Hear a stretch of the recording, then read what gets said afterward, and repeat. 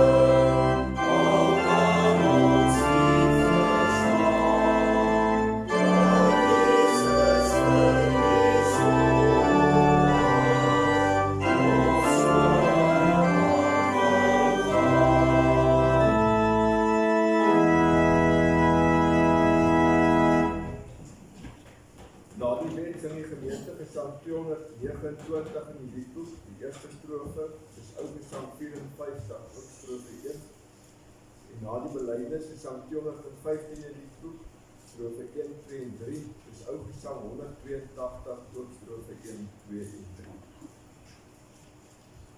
Gemeente, waarheid ken ons van sonde en ellende. Ons ken dit uit die wet van God. Luister dan met aandag na die wet van die Here, soos dit vir ons opgeteken is in Eksodus 20. Toe het God al die 9 gebooie aangekondig. Ek is die Here jou God, wat jou uit Egipte uit die plek van slawerny bevry het. Jy mag naas my geen ander gode hê nie. Jy mag nie vir jou beeld of enige afbeelding maak van wat in die hemel daarbo, of op die aarde hieronder, of in die water onder die aarde is nie. Jy mag hulle nie vereer of dien nie, want ek, die Here jou God, eis onverdeelde trou aan my. Ek reken kinders die sondes van hulle vaders toe, selfs tot in die 3de en 4de geslag van die wat my haat.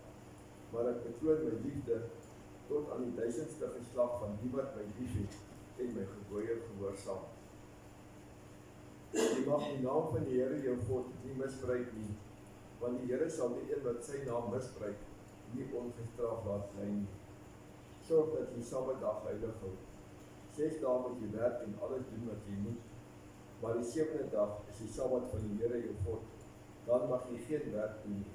Nie jy of jou seun of jou dogter, of die man of vrou wat vir jou werk, of enige dier van jou, of die vreemdeling by jou nie.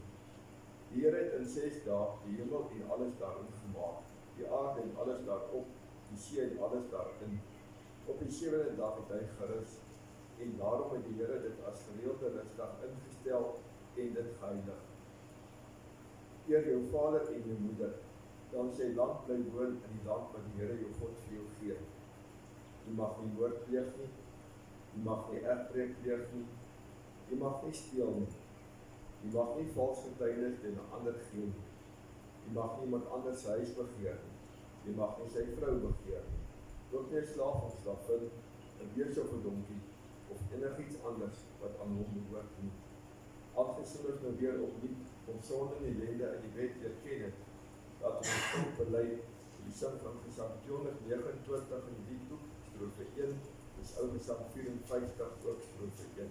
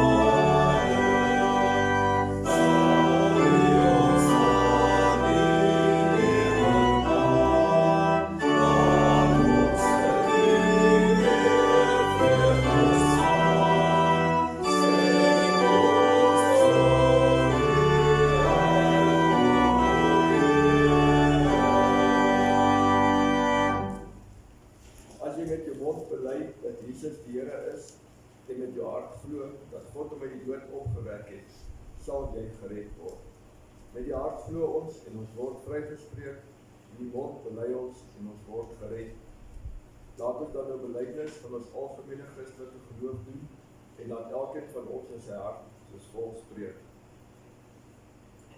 Ek glo in God, die Vader, die Almagtige, die skepper van die hemel en die aarde, en in Jesus Christus, sy enige gebore seun, ons Here, wat ontvang is van die Heilige Gees, gebore is in die maagd Maria, wat gelei het onder Pontius Pilatus, gekruisig is, gesterf het en begrawe is, en neergedaal het na die hel, wat op die 3de dag weer opgestaan het uit die dode, wat opgevaar het na die hemel, en sit aan die regterhand van God, die Almagtige Vader, vanwaar hy sal kom om te oordeel, die wat nog lewe, en die wat reeds gesterf het. Ek glo in die Heilige Gees, ek glo aan die heilige, algemene Christelike kerk, die gemeenskap van die heiliges, die vergewing van sondes, die opstanding van die vlees en die ewige lewe. Amen. Aangesien ons nou ons geloof bely het, laat ons ons lewe aan die Here toewy in die sin van Gesang 215 in die boek, dis Ou Gesang 182, strofe 1, 2 en 3.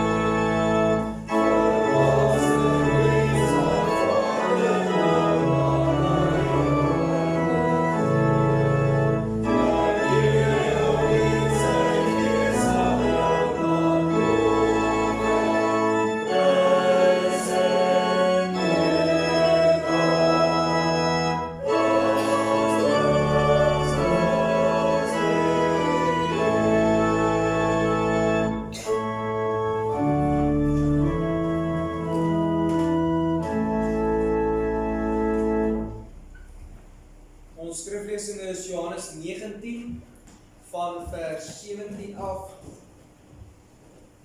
En ja, hoofstuk Johannes 19 van vers 17 af.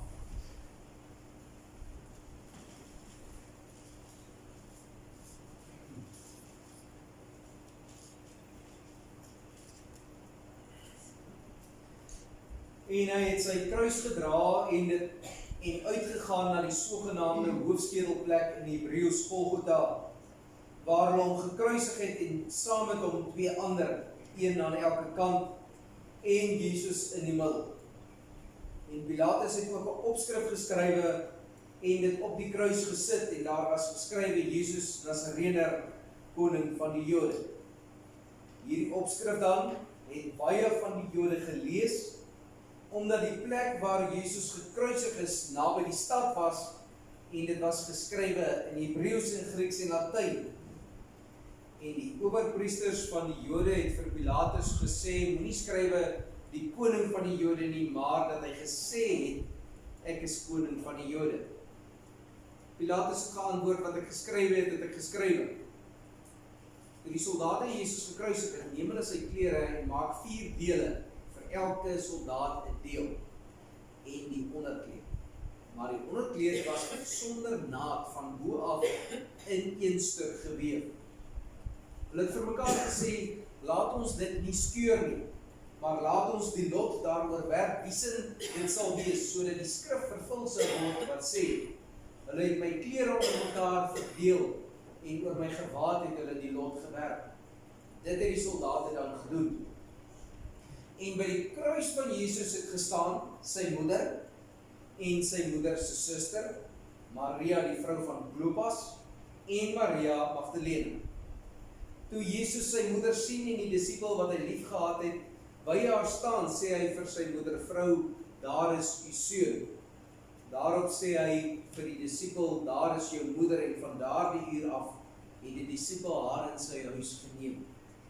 Hierna, omdat hy geweet het dat alles volbring was, sodat die skrif vervul sou word, het Jesus gesê, ek het dors. En daar het 'n kan vol asyn gestaan, en hulle het 'n spons met asyn gevul, en op 'n hiesopstengel gesit en aan sy mond gebring. Toe Jesus die asyn geneem het, sê hy, dit is volbring, en het sy hoof gebuig en die gees gegee, en dat die liggame nie op die Sabbat aan die kruis sou bly nie, aangesien dit die voorbereiding was, want die dag van daardie Sabbat was groot, het die Jode Pilatus gevra dat hulle bene gebreek en hulle weggeneem moes word. Die soldate het toe gekom en die bene van die eerste een gebreek, en van die ander een wat saam met hom gekruisig was, maar toe hulle by Jesus kom en sien dat hy dood was, het hulle nie sy bene gebreek. Aan een van die soldate het met 'n spies in sy sy gesteek, en dadelik het bloed en water uitgekom. En hy wat dit gesien het, het dit getuig, en sy getuienis is waaragtig, en hy weet dat hy die waarheid spreek, sodat julle kan glo. Want hierdie dinge het gebeur, dat die skrif vervul sou word, geen been van hom sal gebreek nie. En weer sê 'n ander skrif, hulle sal sien in wie hulle gesteek. Tot sover lees ons uit die Heilige Woord. Gras verdor en blomme verwelk, en die woord van die Here staan tot in ewigheid. Kom ons bid saam.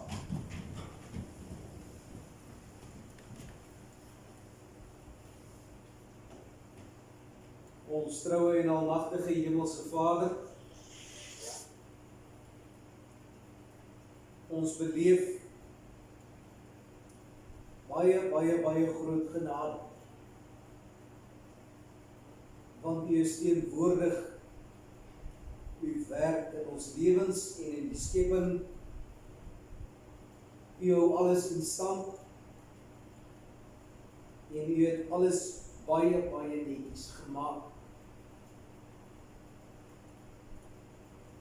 In U almag en in U wysheid kan U tot in die fynste beplan, en U kan selfs ingryp wanneer dit nodig is. U het al by baie geleenthede engele gestuur om sondaar mense te red. Ons leef maar ons sien so min. Ons dink en ons begryp so min. Aan ons kant is ons so gereeld, so blind of so selfsugtig. Maar by U is daar liefde en genade en hoop en troos. Dit is daarom dat ons by mekaar is hier. Medegelowiges en medesondaars wat opkyk na U, om in U almag en in U wysheid die boodskap in ons harte te laat leef. Ons vra daarom in alle nederigheid, Heer, vir U teenwoordigheid en U werking. En ons bid daarom in Christus naam. Amen. Ons sing Gesang 236 in die liedboek, strofe 1 en 2, en in die ou boekie is dit Gesang 55, strofe 1 en 4. 2, 3, 6 in die liedboek, strofe 1 en 2, en in die ou boekie Gesang 55, 1 en 4.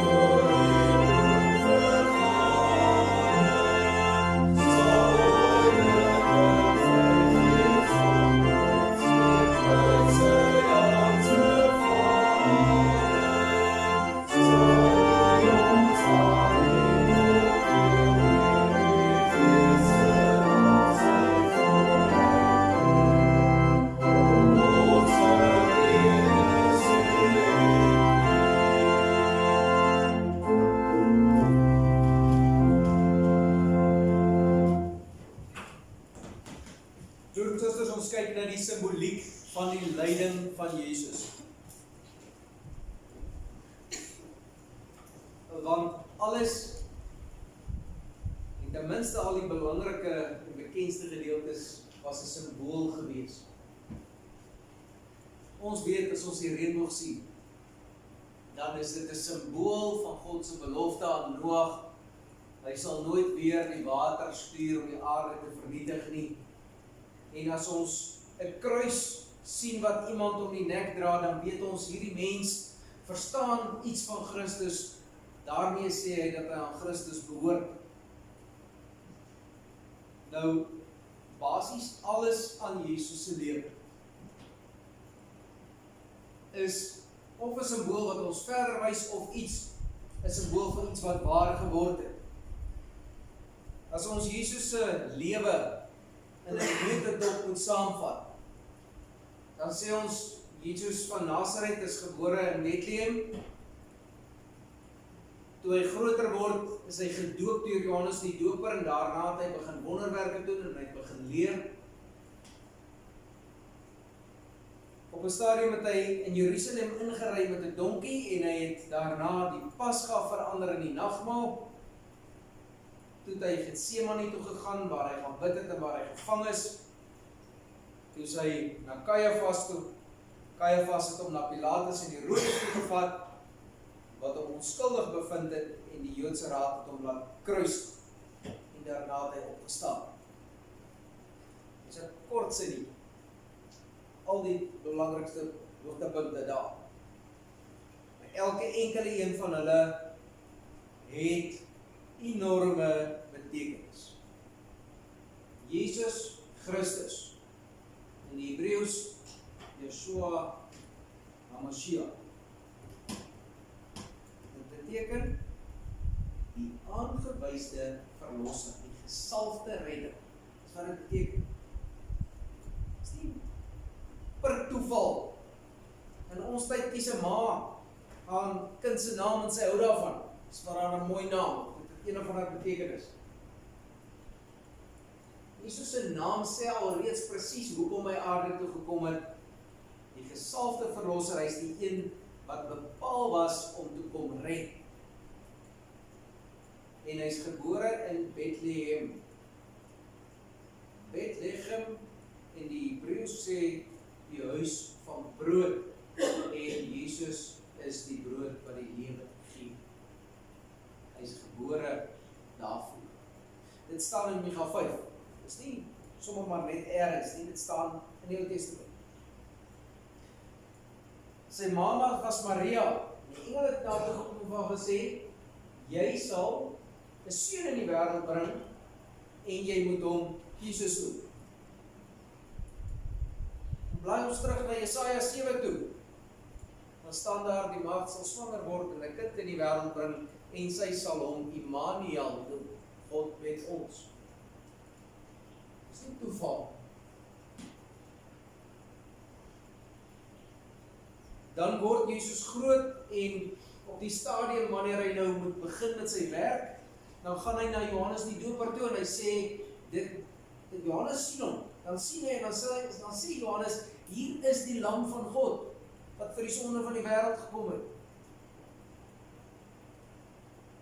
En eers skop Johannes vas en dan sê Jesus vir hom, maar jy moet my nou dood. We gaan kyk weer na Handelinge 10, dan staan daar dat dit sy salwing was. Sy naam sê Jesus Christus, die gesalfde verlosser. Handelinge 10 vers 38 sê vir ons, daar is hy gesalf. Nou is dit seker en vas, hy is die verlosser. Wat het Jesus gedoen? Hy het wonderwerke gedoen. Hy het die blindes laat sien, die dowes laat hoor, die krippeles gesond gemaak, hy het die mense kos gegee, hy het die dooies uit die dood uit laat opstaan. Toe Johannes in die tronk is en hy hoor daarvan,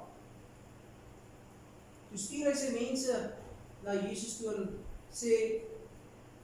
hy sê, vra basies, hoe moet hulle dit verstaan? En dan haal Jesus Jesaja 35 aan. Jesaja 35 sê,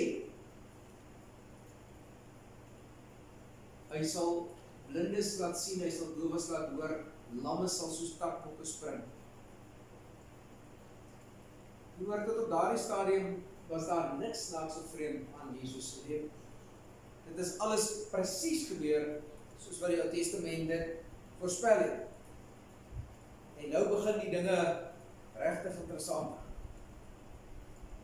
Levitikus 23 en die ander wetgedeeltes het vir die mense gesê, as hulle die Pasga wil vier, dan moet hulle op die 10de dag van die maand 'n lammetjie gaan uitsoek. En vir 4 dae moet daai lammetjie in die huis wees en hulle moet hom gereeld ondersoek en hulle moet baie mooi na hom kyk, dat hulle kan seker maak, dis 'n vlekkenlose lam, daar's nie fout. Hy's volmaak. Jesus ry op die 10de dag op die donkie in Jerusalem in. En hy gaan na die tempel toe. Dit staan in Sagaria 9, wat dit voorspel is. Van die 10de af tot die 14de toe, daar die 4 dae, ondersoek die Joodse geleerdes hom. Gaan kyk hoeveel keer word in die Bybel beskryf. Waarom iemand 'n strikvraag probeer vastrek, waarom daar om kan probeer vang, en elke keer kom dit net nog 'n bietjie duideliker uit. Hy's onskuldig, hy's sondeloos, hy is die regte een.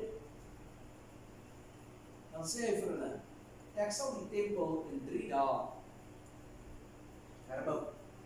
Ek sal hierdie tempel. As ons in Openbaring gaan kyk, dan sê Openbaring, hier aan die einde, hoofstuk 19 rond, dan staan daar, in die hemel het ek nie 'n tempel gesien nie, want die lam en God self is die tempel. So as Jesus daar in Jerusalem staan en hy sê vir hulle, ek sal hierdie tempel herbou, dan praat hy van sy eie liggaam, dis korrek, maar dit verwys nie net na sy eie, na die opstanding nie, dit verwys na die rol wat hy agterna in die hemel gaan speel, as ons voorspraak.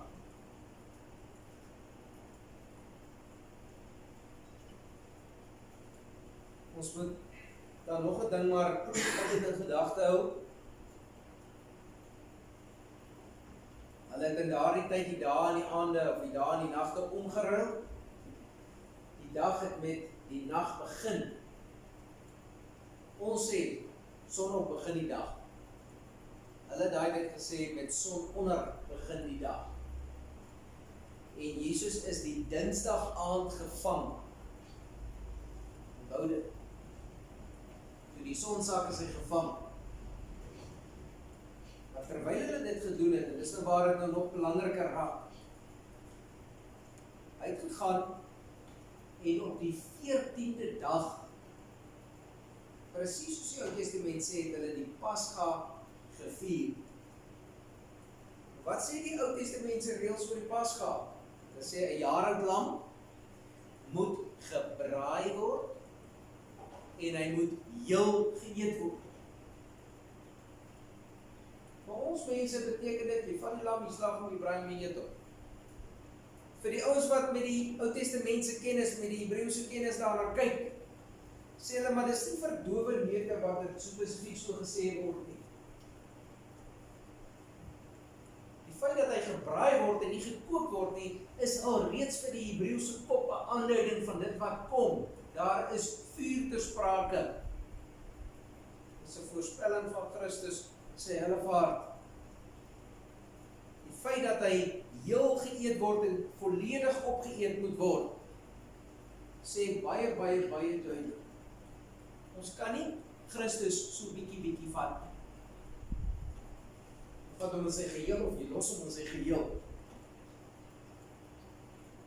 Dan is daar 'n interessante gedeelte wat eintlik geheel en al in die Christendom onbekend is. Dit gaan oor die manier waarop die Jodendom die Pasga vier. Elke ma in die huis het 'n lapsakkie wat hulle gebruik vir die Pasga. En in die lapsakkie het hulle 3 skyfies ongesuurde brood. Suurdeeg in 'n godsdienstige bedoeling. Suurdeeg is die simbool van sonde. So as hulle ongesuurde brood het, dan het hulle sondelose brood. 3 skywe van hulle. En wat ken ons van 3? Ons ken die Vader, die Seun, die Heilige Gees. Dan gaan die pa van die huis, en as hulle nou die 3 skywe brood in die sakkie gesit het, ergens deur die ete van die pa die middelste een, hy haal hom uit. En hoor nou die simboliek daarvan. Die 3 symboliseer die Vader, die Seun, die Heilige Gees. Die Vader en die Gees bly onsigbaar, die Seun kom uit. Dan werel hom, en dan breek hulle die brood wat hulle uithaal. Dan vat hulle die grootste deel van die brood wat breek, en hulle draai dit in 'n wit lap toe. En die pa gaan steek dit weg in die huis. En later die aan, dan kan die kinders daai deel gaan soek, en die kind wat hom kry, is nie op die prys kry. Die broodjie wat hulle daar breek. As mense hom nou van die kant af kyk, dan het hy sy strepe op van die proses waar hom bak. Simbolies van Christus wat geslaan is. En die broodjie het gaatjies in. Simbolies van die spykers in Christus se hande. Dit staan alles in Jesaja 53 geskryf. Oor ons oortredings is hy deurboor, vir ons skuld is hy verbrysel. As hulle dan nou daardie een stuk gaan wegsteek, dan is dit mos nou baie duidelik, hulle van die grootste dik wat die strepe op het, en die gate in dit, hulle draai hom toe in linne, soos wat Christus se liggaam toegedraai is in linne, en in die graf gaan bære is, en as Christus opstaan, dan ontvang ons die ewige lewe.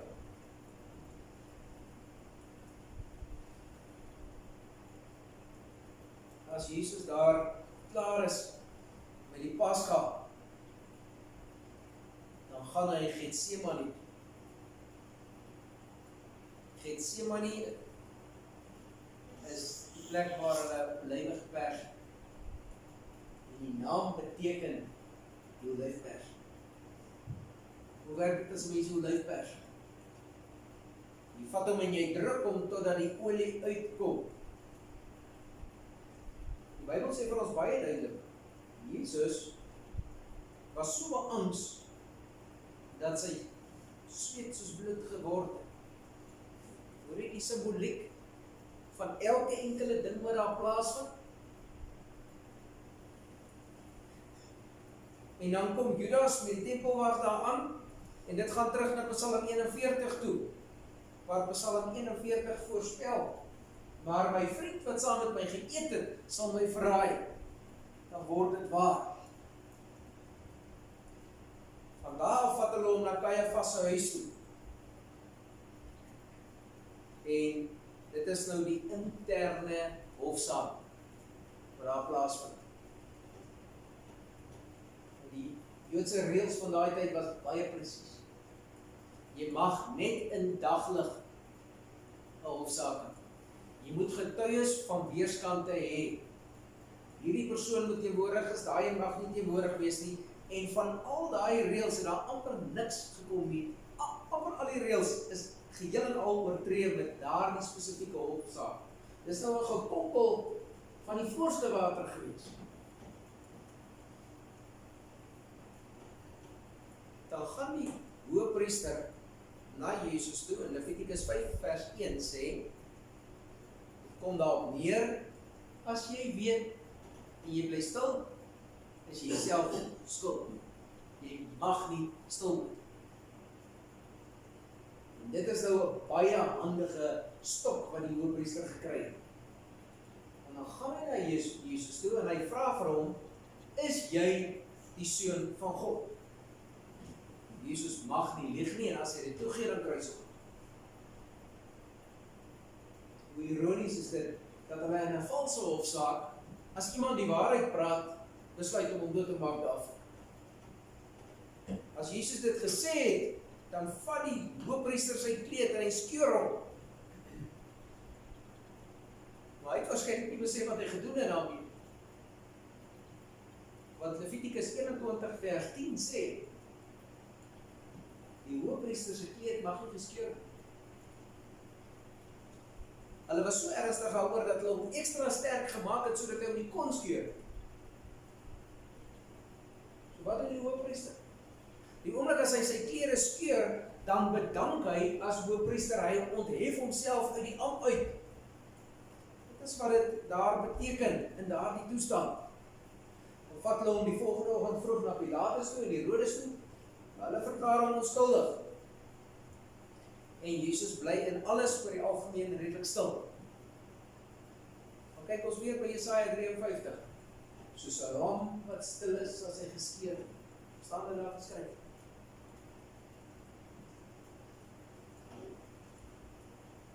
Hulle laat hom gesel. Jesaja 53 sê, oor ons oortredings is hy deurboor, vir ons is hy geslaan, ons het hom nie gereken nie. En dan is daar nog so 'n paar interessanthede wat bykom.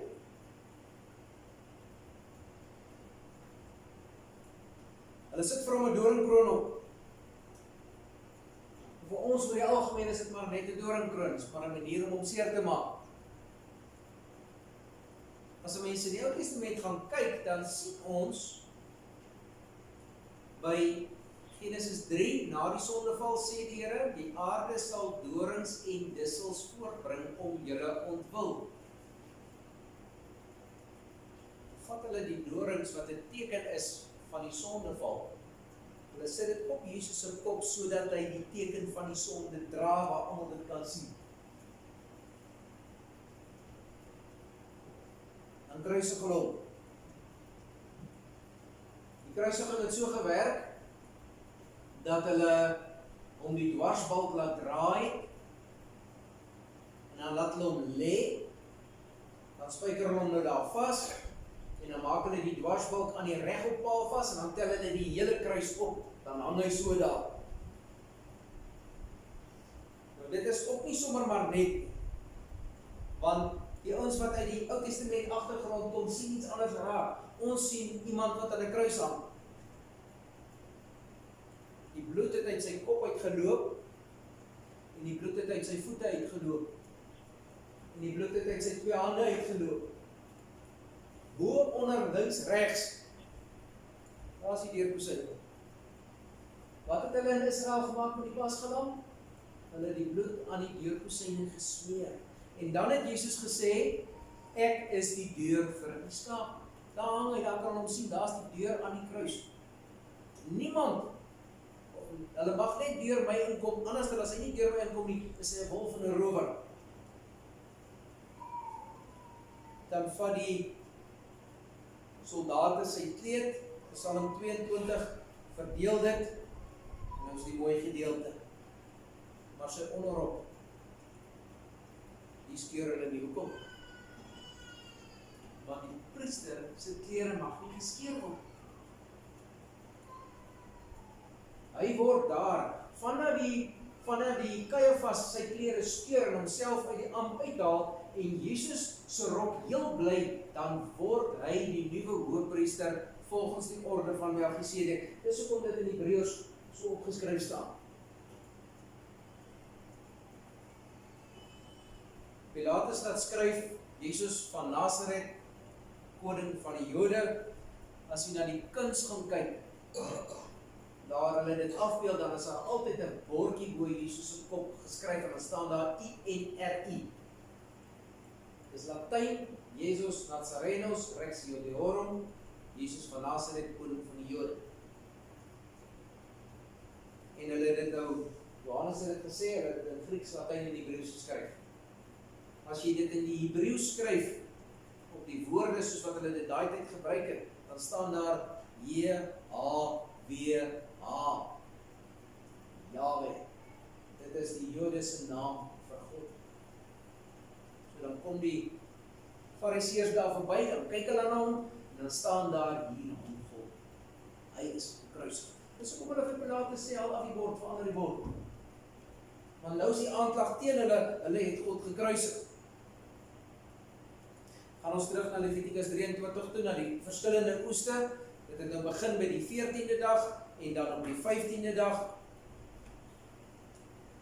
Die 14de dag, toe die dag begin met die aand, toe is hy nou die Pasga, het hom gevang, en die volgende middag is hy gekruisig, en dan nou die aand is hy begrawe, en die volgende, daai 15de dag, begin die dag van die ongesuurde brood. Die sondelose brood. Toe Jesus in die graf ingaan, het hy die sonde gaan wegvat op die fees van die ongesuurde brood. Eintlik moes hulle die 16de dag ook nog daar gevier het, maar hulle kon nie, want die dae deur mekaar geskryf op die jaarkalender. So die dag wat hulle hy is die 15de in die graf in, en hulle toe die 16de moes hulle die fees verder vier, maar hulle kon dit eers die 18de verder vier. En op daai 18de dag het hulle altyd die eerste are van die oes, die teken van die nuwe lewe, het hulle gaan afsny, en dan het hulle dit na die tempel toe gevat, en dan het hulle daarmee kom dankie sê. Op daai dag, wat hulle die nuwe lewe kom dankie sê by die tempel, op daai dag staan Jesus in die graf uit op, nou is hy die nuwe lewe. 50 dae later, aan die einde van die oes, die laaste dag van die oes, daar word die Heilige Gees uitgestort.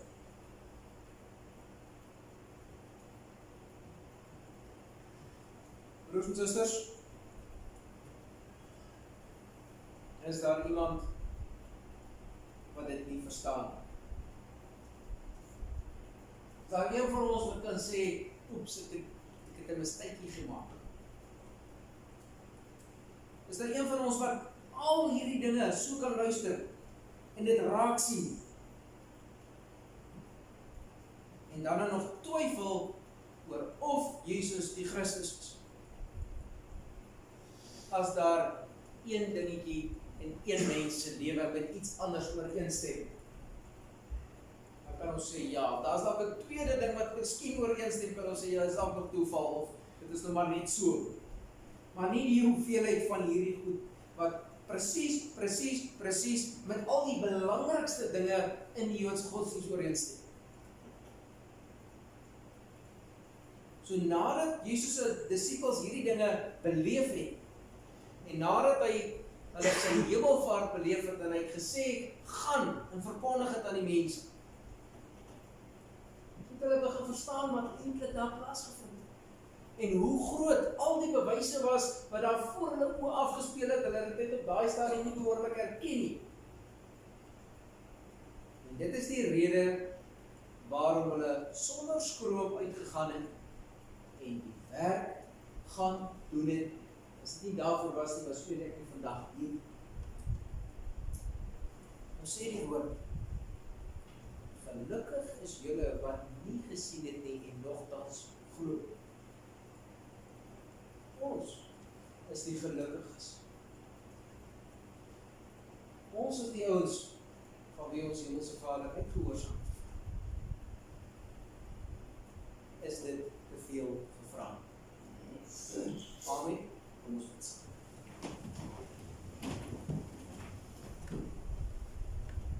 Ons troue Hemelse Vader, aan U die lof en die dank en die eer. Ons is verleë wanneer ons oor en oor die bewyse kry, wat ons nie geken het nie, wat ons nie verstaan het nie, wat ons nie besef het nie. Maar nou is dit seker wat ons altyd geglo het, is werklik ten volle waar. Ons is afhanklik, Heer, en ons bly afhanklik. Al staan dit alles so duidelik, is ons die swakkelinge wat op foute maak. En dan het ons die pragtige troos, dat daardie kruis ons tot vandag toe elke keer weer vry maak. Ons vra nederig dat U ons sal help, dat ons lewens iets van daardie gawe sal vertolk. Ons vra nederig, Heer, dat ons juist meer en meer vanuit die geloof kan werk en kan optree. Ons vra, trouwe Vader, dat ons daagliks meer en meer kan leer, kan ken, kan verstaan, en sonder om te vrees, U wil op aarde sal doen. Ons bid vir elke huisgesin, waar daar nood en hartseer en kopseer en probleme is. Ons bid vir elke lidmaat, waar daar siekte of worsteling is. Ons vra, Heilige Heer, dat werklik nie een van die kinders verlore sal gaan. Ons dank U vir die oeste wat staan en gestroop word. Ons vra, trouwe Vader, dat ook daar U genade mag geld. Wil U ons ook vergewe vir elke oortreding, ons bid dit in Jesus naam. Amen. Ons sing ten slotte 377 in die liedboek, strofe 1, 2 en 3, en dan Psalm 124 in die ou boekie, strofe 1 en 3 en 4. 377 in die liedboek, strofe 1, 2 en 3, 1, 2, 4 in die ou boekie, strofe 1, 3 en 4.